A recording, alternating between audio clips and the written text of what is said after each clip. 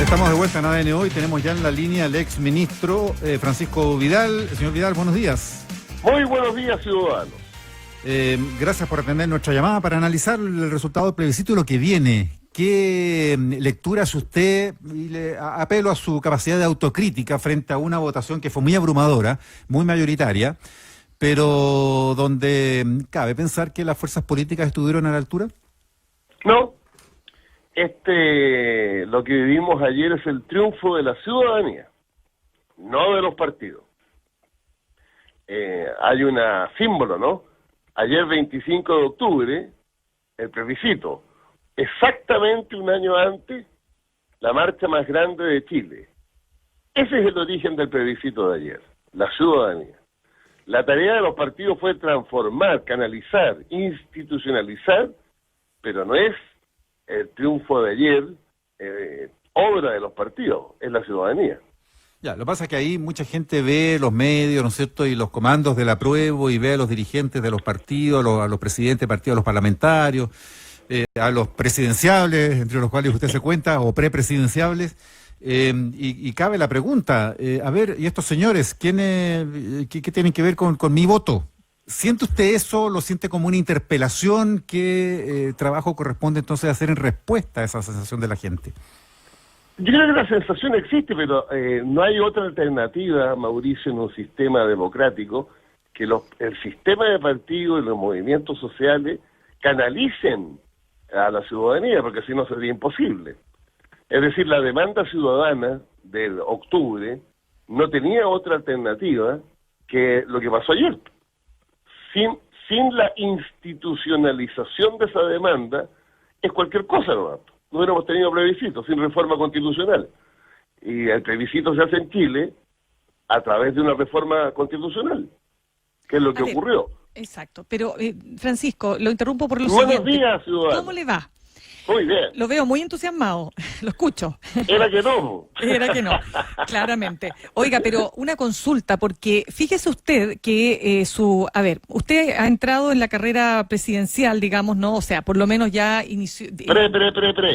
Super pre, pero usted dijo que después del 25 de octubre ya entra en otra etapa. Ya le vamos a preguntar de aquello, pero para terminar la idea de lo que pasa ayer y el rol que tiene que jugar aquí la oposición.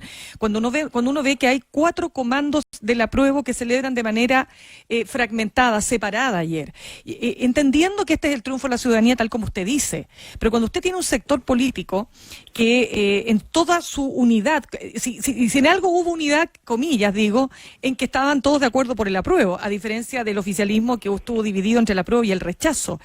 Es decir, no hay ninguna posibilidad de que este sector político pueda ordenarse, pueda unirse, justamente de cara a un propósito que es súper importante para lo que viene. Los constituyentes, ¿quiénes van a formar parte de los constituyentes? Y en ese sentido le pregunto algo adicional. ¿Qué espacio hay para los independientes? Porque sin los independientes, lo que va a quedar es la sensación de que nuevamente son los partidos los que quieren capitalizar los triunfos y no darle el espacio que requiere y que pide y que clama la ciudadanía. Dos cosas. Yo creo que el mandato para la oposición surgido del triunfo de ayer no tiene alternativas que solo la unidad. Es decir, tú reiteras una cosa que yo comparto, 4 comandos por el apruebo. Pero con lo que pasó ayer, el mandato es la unidad. Y precisamente lo que tú estás señalando como la prueba de fuego de la unidad, que es la convención constituyente.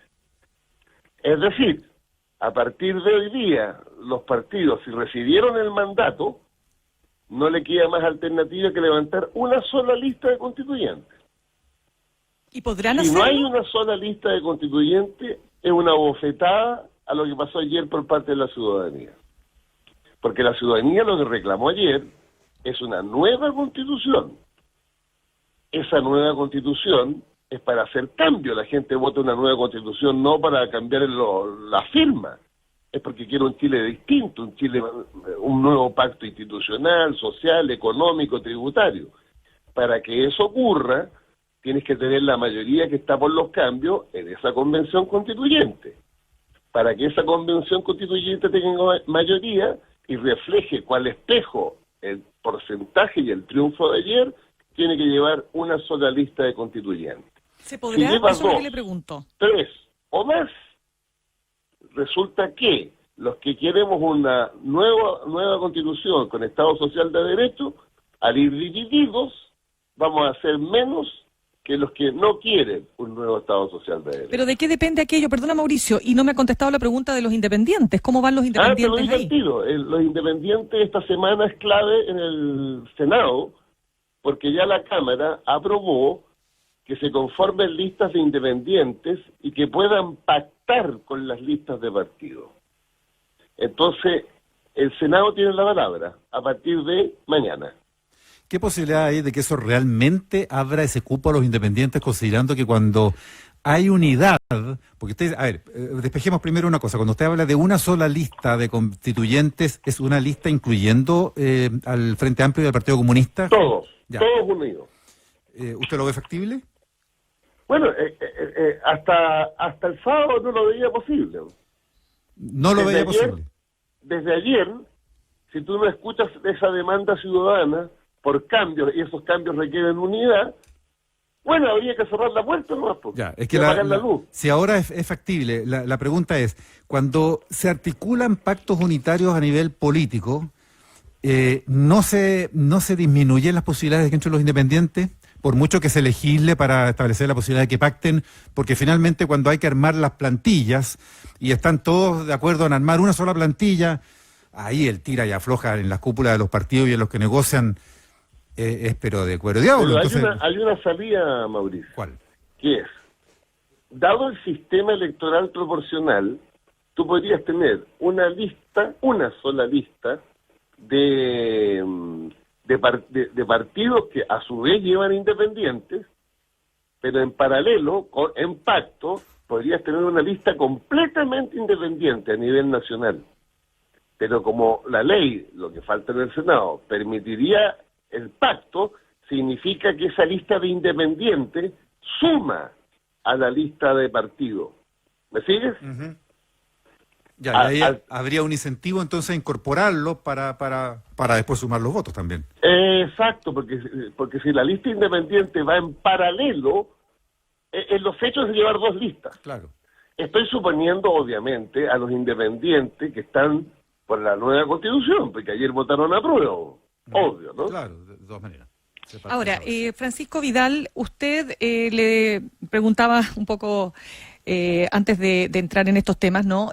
¿Cuál va a ser su postura? Porque fíjese que lo curioso es que estando la derecha dividida y habiendo esta derecha o centro derecha, ¿no es cierto?, tenido esta derrota aplastante, porque fue una paliza, digamos, en términos sumamente claros, ¿no? Es decir, incluso muy por debajo de las expectativas, incluso no tan optimistas, nadie pensaba, o muy pocos a lo mejor se atrevían a pensar, salvo aquellos que estaban en la otra vereda dentro de la derecha, como Pablo Longueira o el propio Joaquín Lavín, que iba a obtener el rechazo finalmente no más allá de casi 22 puntos de aprobación, esa opción. Entonces yo le pregunto, ¿cómo ve usted cómo queda aquí la figura de Joaquín Lavín? Y en segundo término, ¿cómo entra usted en esta nueva etapa, ya que dijo que después del 25 tomaba decisiones más concretas? Despejemos lo último. Yo la semana pasada dije lo que dije y entro a los octavos de final.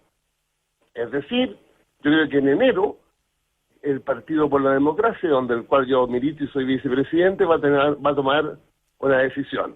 ¿Quién es el candidato del PPD a la campaña presidencial de la oposición? Y hasta ahora hay 3 candidatos. El exdiputado Jorge Tarud, Heraldo Muñoz, que este miércoles hace su lanzamiento, y yo. La Democracia Cristiana va a resolver en enero, hasta ahora, entre Jimena Rincón y Alberto Undurraga.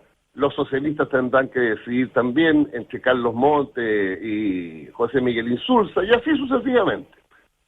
Eso para despejar el tema presidencial. Espéreme, y antes de entrar en Joaquín Lavín, cuando Gabriel Boric dice que cuando usted anuncia esto, él le produce sueño, como diciendo... ya compré el despertador, para Boric. Para cada vez que hable yo, le voy a mandar un despertador. ¿Cómo dice usted? Ya le va Que usted lo a despierta mandar a de él. regalo. Claro, le en el voy a fondo mandar un despertador. Claro, pero es que le pregunto, ¿sabe que le hago la pregunta entonces de otra manera? No quiero interpretar a Boric, simplemente preguntarle que todos los nombres que usted me menciona, de alguna manera, en la mirada de ese sector al que pertenece Boric, es vista como más de lo mismo y más del pasado. ¿Qué responde usted? Bueno, más de lo mismo y más del pasado, en la última elección de diputados, donde se puede medir y comparar, somos el 33% del electorado. Los que tienen sueños son el 16,5%. La única alternativa entre los despertados y los que tienen sueños es unirnos, porque si no, gana la derecha. Señor Vidal, ¿cómo ve usted que va a resolverse la enorme ilusión que se expresó ayer entre los chilenos, la gente que iba a votar y los que compartían testimonios, impresiones a través de redes, aquí en la radio? Todo el día recogimos los testimonios de un montón de gente, las emociones de un montón de gente, y uno puede captar una esperanza de que la nueva Constitución ya desde ayer mismo iba a empezar a cambiar muchas vidas, que uno empieza a inquietarse, a ver hasta qué punto esto... La gente decía, mejores pensiones, la nueva Constitución, mejores pensiones. Bueno, ¿dónde están las mejores pensiones con la nueva Constitución? Mira, lo que sucede es que en esto hay que ser súper claro a la ciudadanía. El primer paso de la nueva Constitución es establecer en Chile un Estado social de derechos. Ese Estado social de derechos debe obligar al Estado, gobierne quien gobierne, a garantizar un mínimo de derechos, entre los cuales están las pensiones. Pero eso implica explicarle a la ciudadanía que el paso no es nueva Constitución y al día siguiente se duplica la pensión. Es un camino, es una orientación, es un camino. Que cuando a la gente usted le dice un camino, una orientación, ya, o sea, eso no es nada, pues. Bueno, lo que pasa es que el que diga o lo contrario está mintiendo, ¿no? O sea, si tú me dices, amigo, alguien dice que la nueva Constitución va a asegurar al día siguiente de promulgada que las pensiones suben un 50%, estoy mintiendo. Claro. A ver, pero... A eso voy, lo que pasa es que no habría que explicar a la gente, bueno, es que para mejorar las pensiones hay que elaborar una reforma de pensiones. Así es, y para mejorar la salud... de la Constitución que nos rija. Exacto, y para mejorar la salud, tú tienes que ir, por ejemplo, a un seguro único. Para ir a un seguro único, tienes que establecer el derecho a la salud como primera instancia, y a partir de ese derecho a la salud, una política pública que vaya al seguro único. Y el que está en ISAPRE, en mi caso, mi 7% va al seguro único. Y si yo quiero permanecer e intentar o irme a operar a la Clínica Santa María, compro un seguro complementario, por ejemplo. A ver, Francisco Vidal, yo le preguntaba al respecto de lo que va a ser, por ejemplo, lo que va a pasar con una figura como Joaquín Lavín, que mucho antes de que incluso partiera el proceso de los cambios, digamos, constitucionales, él ya se declaraba, ¿no es cierto?, tempranamente, estoy hablando después del estallido, ya se declaraba partidario de cambiar la Constitución. ¿Se fortalece su figura a partir del triunfo del apruebo? ¿Cómo queda la figura de Joaquín Lavín en el otro lado? Yo creo que ganó ayer Lavín y Desbordes, en la derecha, para singularizar en dos personajes. Mucha gente de la derecha que estaba por el rechazo nos decía en las radios, en las entrevistas, que no podía ser candidato presidencial de la derecha alguien que no hubiera votado por el rechazo. Ese mundo de la derecha, cuyos símbolos son, bueno, la mayoría de los parlamentarios, los dirigentes, quedó sin liderazgo y en consecuencia no tienen otra alternativa que aferrarse a Lavín o a Evelyn Matei, que además no sabemos cómo votó. No, porque ella nunca se pronunció finalmente por el voto, pero no parece como, ¿puede efectivamente Lavín convertirse en la figura de su sector, a pesar de que mayoritariamente su sector y su partido, bueno, su partido casi completamente, o sea, a ver, ¿quién de la UDI votó a favor? Aparte de él, Pablo Longueira, que digamos en términos públicos, no conozco otra figura, no sé, Mauricio, si estoy equivocada, pero otra figura pública, no. De hecho, el vocero de gobierno cambió su postura del apruebo al rechazo. Claro. Jaime Belolio. Sí. Bueno, yo creo que el que triunfó ayer en la derecha es Lavín con un problema, que es el que señalas tú. Y él mismo decía anoche que su principal tarea es convencer a su sector de lo que la decisión que tomó ayer es la correcta. Pero toda la gente que levantaba liderazgo en la derecha a partir del rechazo, bueno, murió ayer, murió políticamente.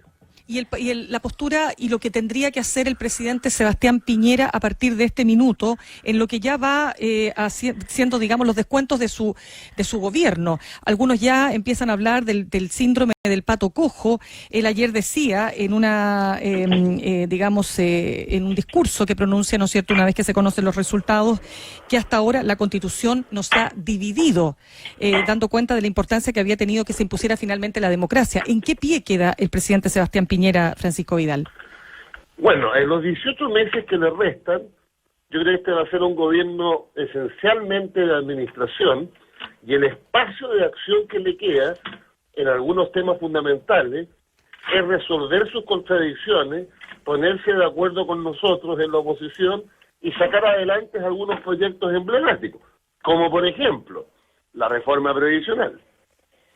Este es un gobierno que tiene que administrar lo que queda, tiene que obviamente desde el Poder Ejecutivo seguir con las políticas que reactiven el país, disminuir el desempleo, seguir en el tema de la autoridad sanitaria, porque la pandemia no se nos ha ido, pero es un gobierno que quedó, a pesar de su ambigüedad del presidente en materia de apruebo o rechazo, su base política, que es la derecha, quedó desarmada, quedó sin discurso.